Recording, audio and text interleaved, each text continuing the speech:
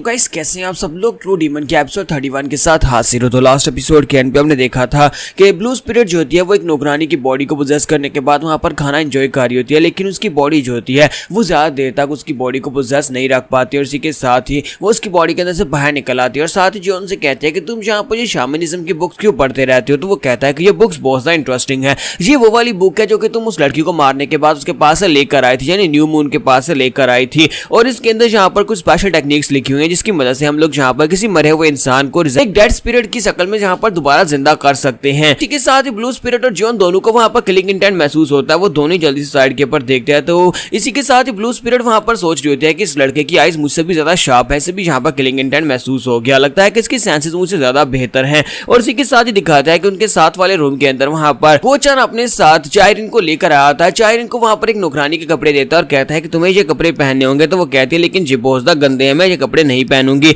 जबकि गोचान वहाँ पर सोच रहा था कि ये सिचुएशन बहुत ज्यादा बुरी है, अब मैं यहाँ पर क्या करूंगा। अगर इसे पता चल गया कि गार्ड कैम के मरने के वक्त मैं यहाँ पर दूसरे बंदे के साथ यानी जॉन का साथ दे रहा था और मैं उसका वफादार हूँ, तो फिर ये मुझे मार डालेगी। और अगर मैं यहाँ पर जॉन के खिलाफ जाता हूँ तो फिर जॉन मुझे मार डालेगा। यानी कि ये दोनों सिचुएशन ऐसी हैं जिसमें मेरा मरना तो यहाँ पर तय है, मैं बहुत ही बुरी हालत में हूँ। चायरिन जो थी वहाँ पर उसके पास से कपड़े ले लेती है और उसके कपड़े लेने के बाद वहाँ पर सोच रही होती है कि अब मुझे यहाँ पर इन्हीं कपड़ों को पहनना पड़ेगा। और इसी के साथ ही गोचान से कहता है तो फिर ठीक है, मैं बाहर जाकर वेट करता हूँ, तुम यहीं पर अपने कपड़े चेंज कर लो। तो वो उसे कहती है क्यों, तुम यहाँ पर रुककर देखना नहीं चाहोगे, ये एक बहुत ही रेयर चांस है, तुम्हें दोबारा ये मौका नहीं मिलेगा। तो इसी के साथ ही गोचान जल्दी से पीछे की तरफ घूमता है। तो वो उसे कहती है कि मैं मुझसे मजाक कर रही हूँ, जल्दी से बाहर चले जाओ। और इसी के साथ ही हमारा गोचान जो होता है वहीं पर रुक जाता है, जबकि चायरिन जो होती है वहां पर काफी ज्यादा खुश हो रही थी और साथ उसे कहते हैं कि तुम्हारा बहुत बहुत शुक्रिया मुझे यहाँ पर अंदर लाने के लिए। मुझे तो लगा था कि यहाँ पर मेरे लिए अंदर आना काफी ज्यादा मुश्किल होगा, लेकिन तुम मुझे बड़ी आसानी से अंदर ले आए। तो गोचान उसे कहता है कोई बात नहीं कोई बात नहीं, अब जबकि मैं भी यहाँ पर अपने सीनियर ब्रदर का बदला लेना चाहता हूँ, तो इसके लिए मुझे यहाँ पर तुम्हारा साथ देना ही था। अब जबकि तुम यहाँ पर हो तो इसका मतलब यह है कि मेरी साइड के ऊपर पूरी आर्मी आ चुकी है, मैं अकेला यहाँ पर उससे बदला नहीं ले सकता था थर्ड यंग मास्टर से। इसी वजह से अब यहाँ पर तुम मेरे साथ हो तो फिर हम लोग बड़ी आसानी से बदला ले पाएंगे। और इसी के साथ ही चायरिन उसे कहती है कि मुझे लगता है कि तुम रिटायर हो चुके हो, लेकिन अभी भी तुम यहाँ पर हमारी फ्लाइंग सेक्टर के ही एक असैसिन हो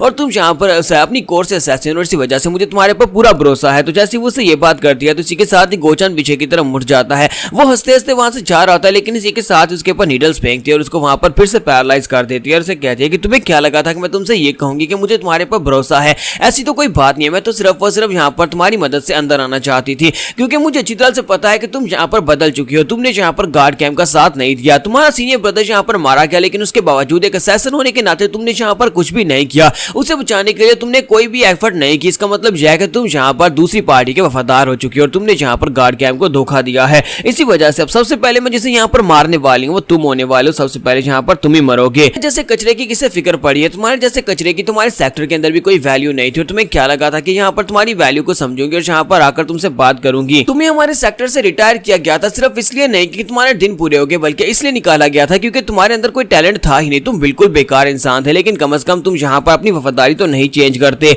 तो ये बातें सुनने के बाद गोचान वहां पर सोच रहा था इसका मतलब यह है कि इस कमीनी को सब कुछ शुरू से ही पता था, और अगर से सब कुछ शुरू से पता था इसका मतलब यह है कि अब मैं यहाँ पर मरने वाला हूँ। तो चायरिन उसे कहती है कि तुम आज तक बिल्कुल वैसे के वैसे हो, तुम बिल्कुल भी नहीं बदले, हालांकि तुम काफी ज्यादा बड़े हो गए हो और लेकिन पहले से ज्यादा बेवकूफ हो गए हो। क्या तुम्हें नहीं पता कि यहाँ पर हम लोग अपनी जिंदगी में सीखते हैं, लेकिन तुमने अपनी जिंदगी में कुछ भी नहीं सीखा। इसी वजह से मैं तुम्हारे जैसे लोगों को बहुत ज्यादा डिस्पाइज करती हूँ, इसी वजह से मैं अपने सेक्टर में तुम्हारे जैसे लोगों को बिल्कुल भी देखना नहीं चाहती। जब से मैं यहाँ पर सेक्टर लीडर बनी हूँ तब से मैंने यहाँ पर तुम्हारे जैसे कचरू को सेक्टर के अंदर भर्ती करना छोड़ दिया, इसी वजह से तुम्हें यहाँ पर मरना होगा। तो गोचन वहां पर सोच रहा था क्या मैं यहाँ पर बस इस तरह से मर जाऊं, मैंने यहाँ पर गार्ड कैंप को धोखा दिया और उसके बाद मैं जियोन का वफादार हूं, तो क्या मैं यहाँ पर जियोन को भी धोखा दे दूं, क्योंकि मुझे यहाँ पर एंड के ऊपर बचाने के लिए कोई नहीं आने वाला, मैं तो यहाँ पर बहुत ज्यादा कमजोर हूँ, एंड के ऊपर सिर्फ और सिर्फ इसी वजह से मरने वाला हूँ क्योंकि मैं बहुत ज्यादा कमजोर हूँ। और इसी के साथ ही चायरिन अपने पास से अपना नाइफ निकालती है और उसे कहती है कि मैं तुम्हें बताती हूँ कि सिचुएशन क्या होने वाली है। तुम गार्ड कैंप के डिसाइपल थे और उसके डिसाइपल होने के नाते तुमने यहाँ पर थर्ड यंग मास्टर को मार डाला और उसको मारने के बाद तुमने खुदकुशी कर ली। सभी लोग इस बात के ऊपर यकीन भी कर लेंगे, ये सिर्फ और सिर्फ ऐसे ही होने वाला है। और इसी के साथ ही वो कहती है कि अब यहाँ पर मर जाओ और अपना ब्लेड लेकर हमारे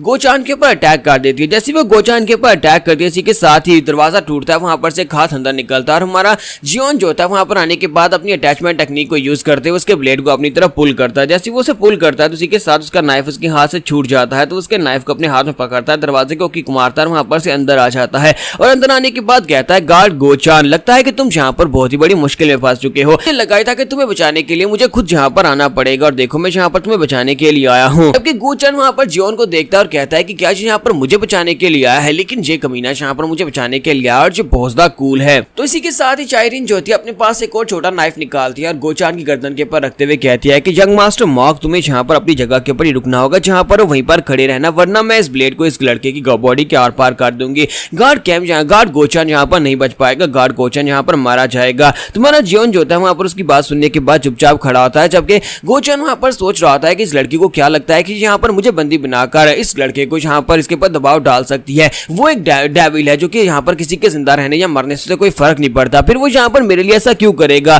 तो वो से कह रही होती है कि तुम्हें अपना नाइफ नीचे फेंकना होगा, चुपचाप यहाँ पर मेरे सामने खड़े हो जाओ। तो इसी के साथ ही हमारा जियोन जो होता है हल्का सा मुस्कुरा रहा होता है। तो गार्ड कैम कहता है मुझे लगता है कि मैं वाकई में यहाँ पर मरने वाला हूँ, क्योंकि जियोन कभी भी यहाँ पर अपने हाथ से नाइफ नहीं फेंकने वाला। और इसी के साथ ही दिखाते हैं कि जियोन आगे की तरफ बढ़ता है और इसी के साथ अपना नाइफ उठाता है और उसे ग्राउंड के ऊपर फेंक देता है। तो जैसे वहां पर जियोन अपने नाइफ को ग्राउंड के ऊपर फेंक देता है, इसे देखने के बाद गोचान बहुत ज्यादा हैरान होता है और कहता है कि ये क्या यहाँ पर क्या हुआ। तो जियोन कहता है लो मैंने अपने नाइफ को फेंक दिया, चलो जल्दी से अब यहाँ पर गोचान को छोड़ दो। और इस बात से चायरिन भी काफी ज्यादा हैरान हो जाती है। तो हमारा जियोन उसे कहता है कि अब जल्दी से छोड़ दो, मैंने तुम्हें कहा ना कि अब जल्दी से छोड़ दो, तुमने कहा था कि नाइफ फेंकना है। चायरिन कहती है कि इसका मतलब यह है कि गोचान तुम्हारे लिए काफी ज्यादा वैल्यूएबल बंदा है, इसी वजह से तुम इसकी जान बचाने के लिए सब कुछ करने को तैयार हो। तुम्हारा जियोन वहां पर उसे कहता है कि हाँ जैसा समझ लो, क्योंकि मैं यहाँ पर अभी भी इससे काफी सारे काम लेने वाला हूँ। और इसी के साथ ही वो कहता है अब अगर तुम यहाँ पर इसे अभी छोड़ देती हो तो मैं तुमसे वादा करता हूँ कि मैं तुम्हें जिंदा छोड़ दूंगा। ये तुम्हारे लिए एक मौका है, लेकिन अगर तुमने अभी से नहीं छोड़ा तो उसके बाद तुम्हारे पास जिंदा रहने का कोई मौका नहीं रहेगा।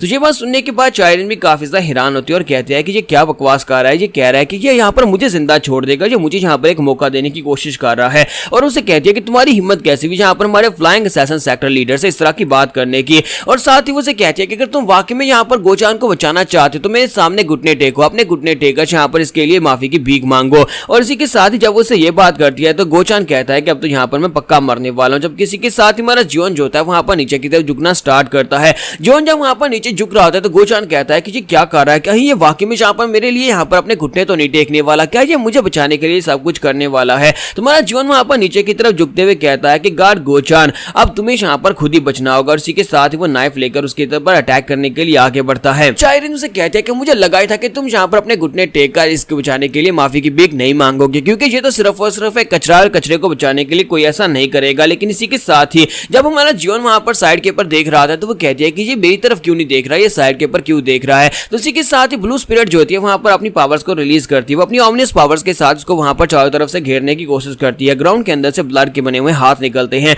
और चायरिन को वहां पर ट्रैप करने की कोशिश करते हैं। लेकिन चायरिन क्योंकि एक पीक राम की मास्टर होती है, इसी वजह से वो उसको सेंस कर लेती है। वो जल्दी से जंप करते पीछे की तरफ फट जाती है और उसके अटैक को अवॉइड कर लेती है। ब्लू स्पिरिट उसे कहते हैं कि मुझे ये बात अच्छी तरह से पता है कि तुम एक पीक राम की मास्टर हो, तुम यहाँ पर हमारे जैसे पावरफुल स्पिरिट्स की भी सेंस को महसूस कर सकती हो कि हम लोग कहां से अटैक करने वाले हैं, इसी वजह से तुम यहाँ पर बच पाई हो। लेकिन असल में ये अटैक यहाँ पर से नहीं होने वाला था, बल्कि अपने पीछे देखो। और पीछे वाली साइड के ऊपर हमारा जियोन जो था अपना ब्लेड लेकर उसके पीछे पहुंच चुका होता है। तो यहाँ पर हमारी एपिसोड 31 का एंड करेंगे। नेक्स्ट एपिसोड में देखेंगे क्या यहाँ पर चायरिन मारी जाएगी, अब यहाँ पर फिर से कुछ इंटरेस्टिंग होने वाला है। तो एपिसोड की एक्सप्लेनेशन अच्छी लगी हो तो कमेंट करके जरूर बताइएगा। वीडियो को लाइक करना मत भूलिएगा। Thank you.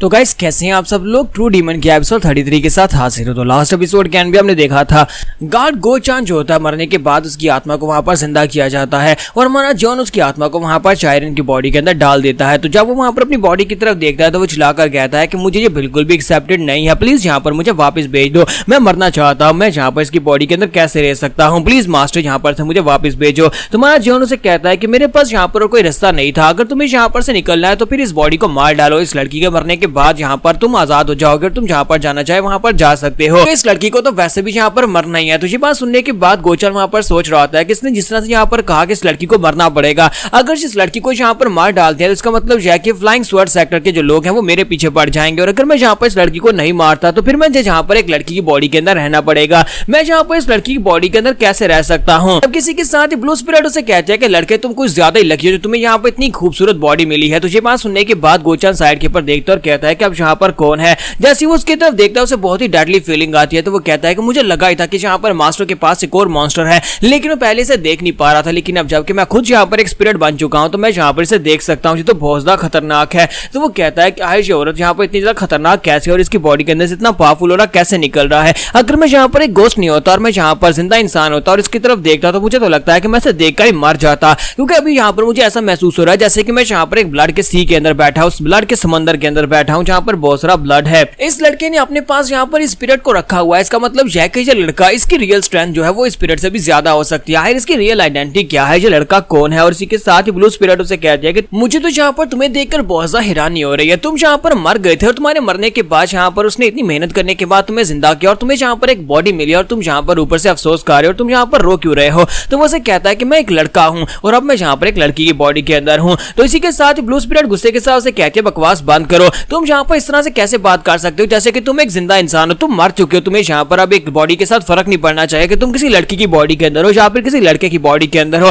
तुम्हें तो शुक्र मनाना चाहिए कि तुम कभी यहाँ पर मार्शल आर्ट्स के 0 लेवल के ऊपर थे और अब यहाँ पर तुम मार्शल आर्ट्स की पीक पर पहुंच चुके हो, इस बॉडी के साथ में मार्शल आर्ट्स फ्री में मिल रही हैं। ब्लू स्पिरिट की बात सुनने के बाद जॉन कहता है कि इसे यहाँ पर साबित करने का सिर्फ एक ही तरीका है, हमें इसे दिखाना होगा कि ये कितना काबिल है और पीक राम क्या होती है। और इसी के साथ ही जॉन उसे किक मार देता है। जैसे ही हमारा जॉन उसे किक मारता है तो इसी के साथ ही चायरन की बॉडी जो होती है अपने आप वहां पर से रिएक्ट करती है, क्योंकि वो मार्शल आर्ट्स की पीक पर होती है, इसी वजह से वो बड़ी आसानी के साथ उसकी किक को वहां पर डॉज कर लेती है। तो उसे डॉज करने के बाद हमारा गोचान बहुत ज्यादा हैरान होता है और कहता है कि ये अचानक से यहाँ पर क्या हुआ, क्या तुम यहाँ पर मुझे मारना चाहते हो। तो जॉन से कहता है कि क्या तुमने यहाँ पर देखा, अब तुम्हें यहाँ पर मार्शल आर्ट्स की पीक मिल चुकी है और तुम यहाँ पर पहले से काफी ज्यादा बेहतर हो गए हो। जबकि वो भी काफी ज्यादा खुश हो जाता है और कहता है ये तो बहुत ही अच्छी बात है, अब मैं यहाँ पर मार्शल आर्ट्स परफॉर्म कर सकता हूँ। मैं अपनी सारी जिंदगी सिर्फ कचरा था और मार्शल आर्ट्स भी ठीक से परफॉर्म नहीं कर सकता था, लेकिन अब यहाँ पर ये काफी ज्यादा बेहतर है। और इसी के साथ ब्लू स्पिरिट से कहते हैं कि मुझे लगता है कि तुम यहाँ पर अब इस बात से काफी ज्यादा सेटिस्फाइड हो गए कि तुम्हें काफी अच्छी पावर मिल गई है। तो वो कहता है लेकिन फिर भी मैं यहाँ पर एक लड़का हूँ, एक लड़की की बॉडी के साथ मैं कैसे रहूंगा। जबकि ब्लू स्पिरिट उसे कहती है कि मुझे पता है कि तुम्हारे जैसे लोग जो होते हैं एक लड़की की बॉडी के अंदर आने के बाद जब कोई यहाँ पर उनको ना देख रहा हो तब ये लोग खुद ही यहाँ पर अपनी बॉडी को टच करते रहते हैं और यहाँ पर मजे लेते रहते हैं, और मुझे लगता है कि तुम भी वैसा ही हो। तो वो कहता है नहीं ऐसा कुछ भी नहीं है, मैं ऐसा बिल्कुल भी नहीं हूँ। जियोन उसे कहता है गॉड गोचान मुझे लगता है कि फिलहाल के लिए तुम्हें इसी बॉडी के साथ काम चलाना होगा, बाद में जब यहाँ पर मुझे कोई नई बॉडी मिलेगी तो मैं तुम्हें उसके अंदर ट्रांसफर कर दूंगा, फिलहाल इसी के अंदर रहो।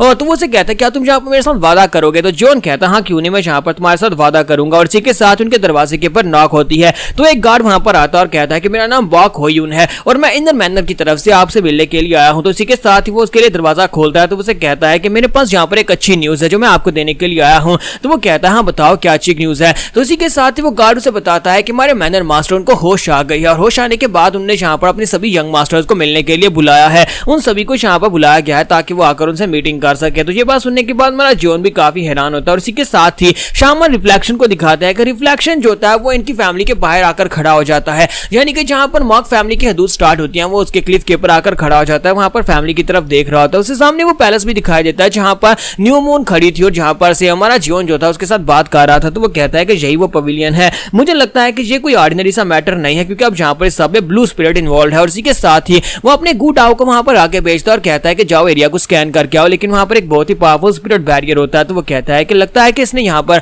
इससे अपनी टेरिटरी मार्क की हुई है, यानी कि उस स्पिरिट ने यहाँ पर एक टेरिटरी मार्क करके एक बैरियर लगा दिया है ताकि अगर कोई भी यहाँ पर एंटर हो तो उसे पता चल जाए कोई यहाँ पर उसकी टेरिटरी के अंदर एंटर हुआ है। मुझे लगा नहीं था कि मैं यहाँ पर इस तरह का बैरियर देख पाऊंगा और फाइनली मैं यहाँ पर इस तरह का बैरियर देख रहा हूँ। मुझे लगता है कि मुझे यहाँ पर कोई और तरीका यूज करना होगा अंदर जाने का, तभी मैं जाकर वहां पर देख सकता हूँ कि वाकई में ब्लू स्पिरिट वहां पर है या नहीं है। इसके साथ ही शामन रिफ्लेक्शन जो होता है वहां पर सारी चीजों को देख रहा होता है, वो पूरे घर को वहां पर एनालाइज कर रहा होता है। उसी के साथ वहां पर फर्स्ट यंग मास्टर दिखाई देता है जो कि बाहर वहां पर उल्टी कर रहा होता है। और फर्स्ट यंग मास्टर को भी क्यों वहां पर बुलाया गया होता है, मैनर मास्टर के होश में आने के बाद उसने अपने सभी बेटों को बुलाया होता है और उसकी मॉम भी उसके साथ ही होती है और वो लोग उसे अंदर लेकर जा रहे होते हैं। इस साथ ही हमारा जॉन भी वहां पर से बाहर निकलता है ताकि जाकर मैनर मास्टर से मिल सके। और जॉन सोच रहा होता है कि ये सिचुएशन काफी ज्यादा खतरनाक हो सकती है, मैं यहाँ पर इस सक्सेसफुल वार के अंदर बिल्कुल भी हिस्सा नहीं ले सकता। मैं तो यहाँ पर से छोड़कर जाने के बारे में सोच रहा था क्योंकि अब मेरे पास मार्शल आर्ट्स की ट्रेनिंग आ चुकी है और मुझे मॉक फैमिली से और कुछ भी नहीं चाहिए। मैंने तो ऐसा सोचा भी नहीं था कि मैनर मास्टर यहाँ पर इस वक्त इस समय उठ जाएंगे, इनको उनका यहाँ पर इस समय उठना बिल्कुल भी अच्छा नहीं है, वो यहाँ पर मुझे रोक सकते हैं। इसी वजह से मुझे यहाँ पर कुछ ना कुछ तो सोचना होगा। जबकि वो गार्ड उसे कहता है कि यंग मास्टर आप यहाँ पर क्या सोच रहे हैं,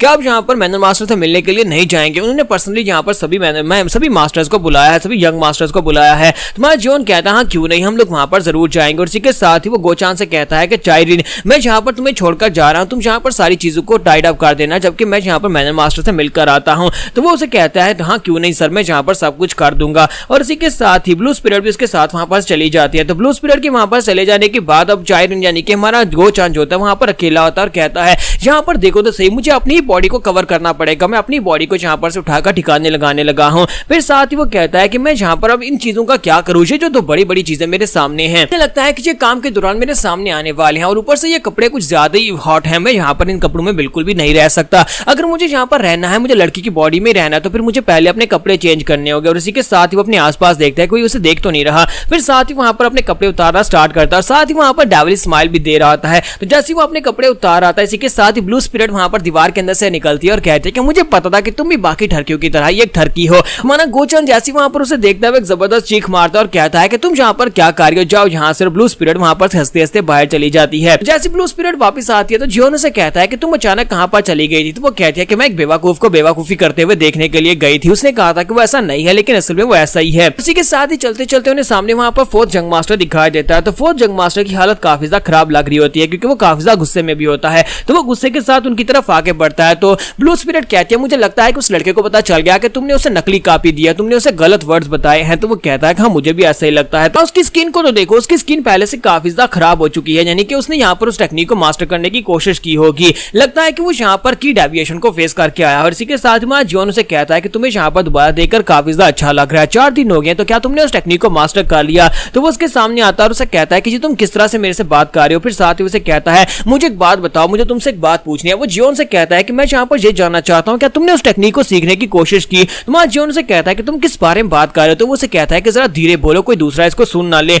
मैं यहाँ पर उस टेक्निक के बारे में बात कर रहा हूँ, सीक्रेट मैनुअल के अंदर लिखी हुई टेक्निक के बारे में, क्या तुमने उसे मास्टर करने की कोशिश की। ब्लू स्पिरिट इसी के साथ हंसना शुरू कर देती है और कहती है मुझे लगता है कि फोर्थ जंग मास्टर इतना भी समझदार नहीं है, ये तो एक बेवकूफ निकला, इसे समझ ही नहीं आई कि वहां पर उस टेक्निक के अंदर फेर बदल की गई है। तो जियोन उसे कहता है क्या उसके अंदर कोई प्रॉब्लम है। तो वो कहता है कि हाँ उसके अंदर एक प्रॉब्लम है, क्या तुम यहाँ पर मेरे कलर को नहीं देख पा रहे, क्या तुम मेरी स्किन नहीं देख पा रहे, मेरी स्किन खराब हो गई है, मुझे लगता है ये कोई साइड इफेक्ट है, अगर तुमने यहाँ पर उसको प्रैक्टिस किया होगा तो फिर तुम्हारी स्किन खराब क्यों नहीं हुई। तो यहाँ पर हम लोग अपने एपिसोड 33 का एंड करेंगे और नेक्स्ट एपिसोड में देखेंगे कि मैनर मास्टर इन लोगों से क्या बात करने वाले हैं।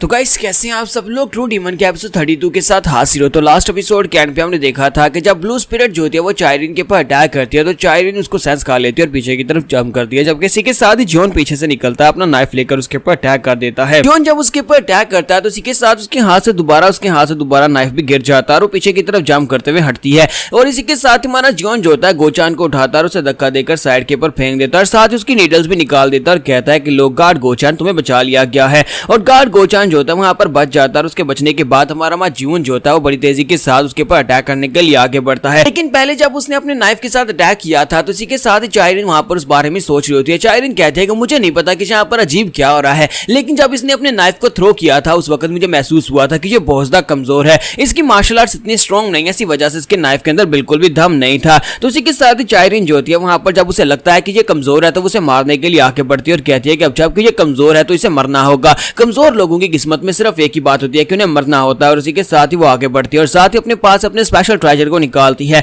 वो अपने स्पेशल ट्रेजर को निकाल दी होती है जो कि एक स्पेशल नाइफ होता है जो कि एक रस्सी के साथ बंधा होता है। वो उसको निकालती है तो गोचान भी उसकी तरफ देख रहा होता है क्योंकि गोचान उसको पहचानता होता है। वो कहता है कि ये तो फ्लाइंग असैसिन सेक्टर्स का अल्टीमेट वेपन है जिसको एक्सट्रीम एग्जीक्यूशन नीडल कहा जाता है। एक्सट्रीम एग्जीक्यूशन नीडल एक ऐसा वेपन है जिसको जब थ्रो किया जाता है तो सामने वाला ओपोनेंट जो होता है वो अपनी इंटरनल एनर्जी को यूज नहीं कर पाता, वो थोड़ी देर के लिए पैरालाइज हो जाता है। और इसी के साथ ही दूसरी तरफ से हमारा जियोन जो होता है वो अपने हाथ में पुलिंग यानी अट्रैक्शन आर्ट को यूज करने वाला होता है, लेकिन इसी के साथ ही चाइरिन अपनी उस नीडल को यूज कर देती है। वो नीडल को सामने की तरफ थ्रो करती है। जैसे वो उसको सामने की तरफ थ्रो करती है और जियोन वहां पर अटैचमेंट टेक्निक को यूज कर रहा होता है। इसी के साथ ही जियोन की पावर वहां पर खत्म हो जाती है। वो कहता है कि ये क्या मैं मूव नहीं कर पा रहा, उसकी बॉडी वहीं पर लॉक हो जाती है क्योंकि नीडल उसकी तरफ आगे बढ़ी होती है। इसी वजह से वो नीडल बहुत ज्यादा स्पेशल होती है। उस नीडल के सामने की तरफ बढ़ने के साथ ही सामने वाला ओपोनेंट जो है इंटरनल एनर्जी को बिल्कुल यूज नहीं कर सकता। और ब्लू स्पिरिट भी चिल्लाकर उसे कहती है कि लड़के जल्दी से वहां पर से सामने से हटो वरना तुम उस नीडल के साथ पियर्स हो जाओगे और तुम मारे जाओगे। और वो नीडल बड़ी तेजी के साथ उसके हार्ट की तरफ आगे बढ़ी होती है और उसके पास वहां पर से हटने का टाइम भी नहीं होता क्योंकि जियोन वहां पर से अपनी बॉडी को खुद से मूव नहीं कर पा रहा होता।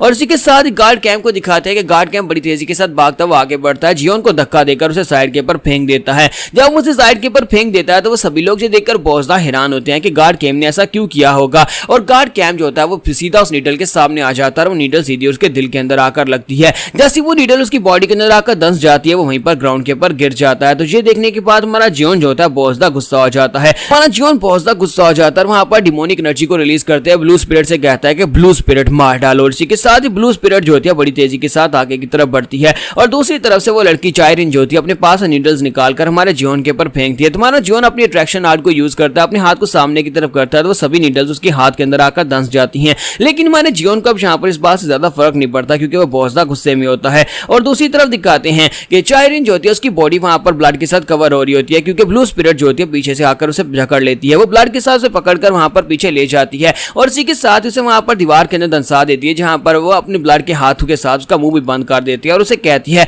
हम लोगों ने तुम्हें पहले जहां पर एक ऑप्शन दिया था कि जहां पर अभी हार मान दो, गार्ड गोचान को छोड़ो, जहां पर चली जाओ क्योंकि इसके बाद तुम्हें जहां पर बहुत ही दर्दनाक मौत मिलने वाली थी और अब जहां पर भुगतो। और इसी के साथ ही वो सामने की तरफ देखती है और कहती है क्या है क्या और इसके साथ हुआ क्या। इसी के साथ ही ब्लू स्पिरिट उसे इल्यूजन के अंदर भेज देती है जिसकी वजह से चायरिन वहीं पर बेहोश हो जाती है और उसके बेहोश होने के बाद हमारा जियोन जो होता है आगे बढ़ता जाकर गार्ड गोचान के पास बैठ जाता है। वो गोचान के पास जाकर बैठा होता है जहां पर नीडल उसकी बॉडी के अंदर दंसी होती है, उसके नाक और मुंह से ब्लड बह रहा होता है। तो उसे जियोन उसे कहता है कि ये तो बड़ी अफसोस की बात है कि मैं तो यहाँ पर तुम्हारे साथ थोड़ा कुछ और अरसा काम करने के बारे में सोच रहा था, लेकिन तुमने ऐसा क्यों किया, तुम यहाँ पर मेरे सामने क्यों आ गए। तो गोचान उसे कहता है क्योंकि मैं यहाँ पर एक गार्ड हूँ, एक बॉडी गार्ड की जिम्मेदारी होती है अपने मास्टर को बचाने की और मैंने यहाँ पर सिर्फ अपना फर्ज पूरा किया है। मैं तो बस यहाँ पर तुम्हें बचाने की कोशिश कर रहा था, मैं तुम्हें धोखा नहीं दे सकता। इसी के साथ ही गोचान उसे कहता है क्योंकि मेरी लाइफ में सिर्फ और सिर्फ एक इंसान ऐसा है जिसने यहाँ पर मेरे पर भरोसा किया, तुमने यहाँ पर मुझे छोड़ा नहीं, जबकि यहाँ पर तुम मुझे छोड़कर जा सकते थे, तुम मुझे मरने के लिए छोड़ सकते थे, लेकिन तुमने मेरे लिए अपने ब्लेड को भी वहां पर नीचे रख दिया, तुमने यहाँ पर मुझे बचाने की कोशिश की।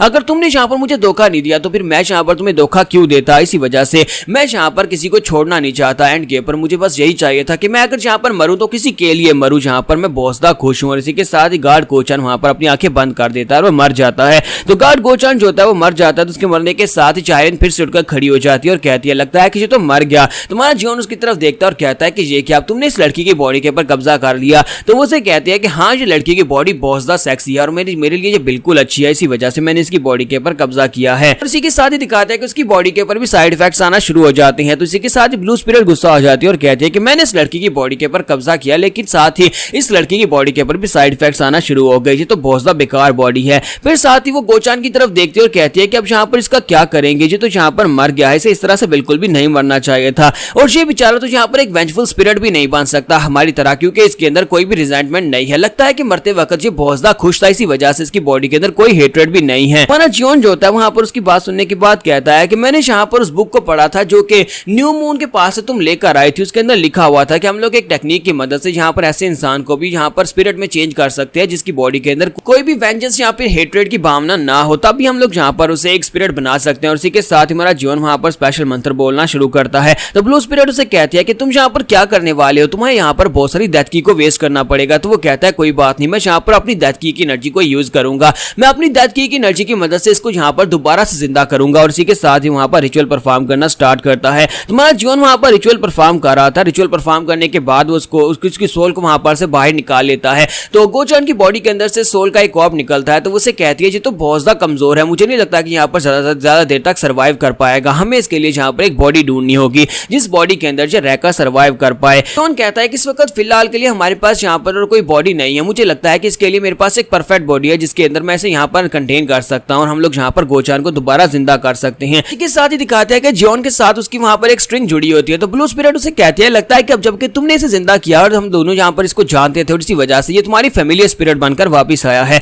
यानी कि अब हमारी तरह ये भी तुम्हारा फैमिलियर स्पिरिट है, तुम इससे जो कराए वो करवा सकते हो, लेकिन इसके लिए तुम्हें एक वेसल की जरूरत पड़ेगी। जियोन जो होता है वहां पर चायरिन की बॉडी जो होती है वो ब्लू स्पिरिट को चायरिन की बॉडी के अंदर से बाहर निकालता है और साथ उस बॉडी के अंदर गोचान को डाल देता है। तो गोचान को उसको बॉडी के अंदर डालने के बाद गोचान जो होता है वो सोच रहा था क्या मैं यहाँ पर मर चुका हूँ, क्या मैं यहाँ पर किसी दूसरी दुनिया में आ गया हूँ, लेकिन मुझे यहाँ पर कुछ अजीब महसूस क्यों हो रहा है। उसी के साथ से बाहर से आवाज आती है। तुम्हारा जियोन उसे आवाज दे रहा था और कहता है गार्ड गोचान चलो जल्दी से ड्रामा बंद करो और उठ जाओ। तो जैसे वहां पर अपनी आंखें खोलता है वो कहता है कि ये क्या, ये तो यंग मास्टर की आवाज है। वो उठकर बैठ जाता है और कहता है कि यंग मास्टर ये क्या, मैं तो मर गया था, मैं जिंदा कैसे हूं। तो वो कहता है कि मेरी बात को ध्यान से सुनो, तुम मर गए थे लेकिन तुम्हारे मरने के बाद मैंने अपनी डेथ की और साथ में जहां पर तुम्हारी सोल को दोबारा से इस राम में रख लिया, अपनी डेथ की मदद से तुम्हें दोबारा जिंदा कर लिया है। अब तुम मेरी फैमिलियर स्पिरिट बन चुके हो और तुम्हारे लिए यहाँ पर मुझे एक बॉडी की जरूरत थी क्योंकि तुम बहुत ज्यादा कमजोर थे, इसी वजह से मैंने यहाँ पर तुम्हें ये वाली बॉडी दे दी। गार्ड गोचान उसे कहता है कि जरा रुको, तुम यहाँ पर क्या बात कर रहे हो कि मुझे ये वाली बॉडी दे दी। तुम्हारा जियोन उसे कहता है कि मैं यहाँ पर तुमसे यही कह रहा हूँ कि मेरे पास यहाँ पर और कोई चॉइस नहीं थी, तुम्हारे लिए यहाँ पर सिर्फ यही एक बॉडी थी, तो मैंने तुम्हें इसी बॉडी के अंदर रख दिया। और इसी के साथ ही गोचान जो था अपनी बॉडी की तरफ देखता और कहता है कि ये क्या, तुमने यहाँ पर मेरे साथ क्या कर दिया। और इसी के साथ ही वो वहां पर जोर से चिल्लाता और कहता है कि ये क्या, तुमने मुझे एक लड़की बना दिया, लेकिन मैं तो एक लड़का हूँ। तो अब हमारा गोचान जो है आज के बाद से यहाँ पर चाइरिन की बॉडी में रहेगा, तो मैं इसे यहाँ पर गोचान ही कहूंगा क्योंकि अब ये है तो गोचान ही। यहाँ पर हम लोग अपनी एपिसोड का एंड करेंगे।